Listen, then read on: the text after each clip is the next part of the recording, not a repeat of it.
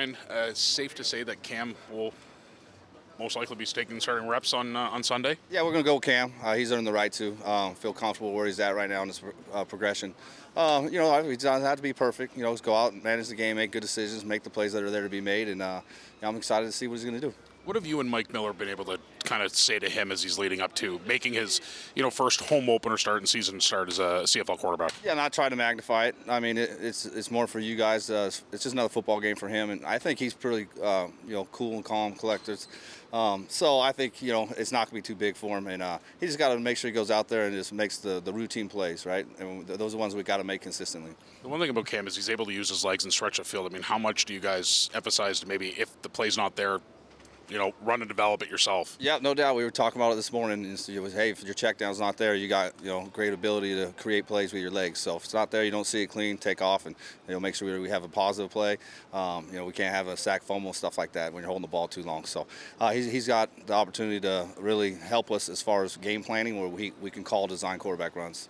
I mean, you look at Nick and you look at Brian as well. I mean, short yardage, maybe not their strong suit. Cam, obviously, last year, being able to rush the ball in the end zone, short yardage situation. Is that going to be kind of the game plan on Sundays, maybe using him in those opportunities if they come about? Yeah, so we'll just discuss that later today. We'll put our short yardage package together in our red zone package. So I'm comfortable with him doing it. I think a lot of people take the starting quarterback off, but we obviously used it with Chad a little bit. So we're going to, you don't see a lot of injuries to the quarterback position other than what we've seen last year in Hamilton. So we feel comfortable that we'll be able to protect him and keep him safe when we decide to make him our short yardage guy.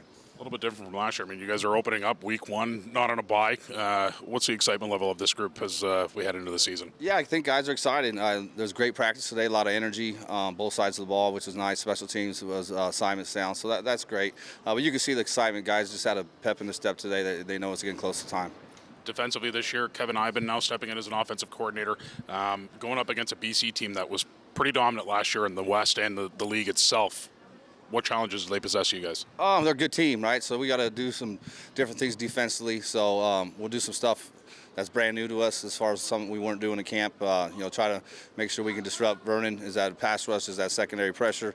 Is that disguising our zone coverages? So we got to do a good job, contain him in the pocket, not let him extend plays as well. But I think our defense guys got a good plan. You made quite a few changes, especially in the secondary. What led to kind of the decisions to let some of those veteran guys like McFadden and Carnell go? Well, Carnell, unfortunately hasn't been healthy for us, and sometimes you got to make that decision based off that. And Johnson just took the next step, and we're not afraid to play youth. That's why you bring them into camp and let guys compete for a job. And the younger guys showed up, and we could trust them and make plays, and we're looking forward to it. Especially a guy like T-Sean Blackburn, who's rookie, but doesn't seem to play like a rookie out there. No, I mean, we were excited that we got him at that round. Thought he was a good football player, and then the one thing for him, he's kind of a Swiss Army knife for us on defense. He could play Sam, he could play field half, he could play free safety. So assignment-wise, he was really clean, but he was making plays out there, and that's why we kept him. On offense, what has Rasheed Bailey's addition meant to this offense? It's huge. Just seeing his energy he brought out there today, his leadership. I mean, it's tough for a guy to come into a brand new locker room and be a great leader. And he took it slow, and then once he felt more comfortable. But you can just see his work ethic, his physicality, and his attention to detail is going to be great for that room. They always say kind of offense take a little more time to get ready, especially when the season starts. Is that something that you've noticed throughout your years, especially as a coach? Yeah, for sure. I mean, in other places we really struggled early, but I think the last few years we've been okay with that. But yeah, it's more importantly it's during training camp, and the first few days are pretty tough. But I think right now we've caught up to them.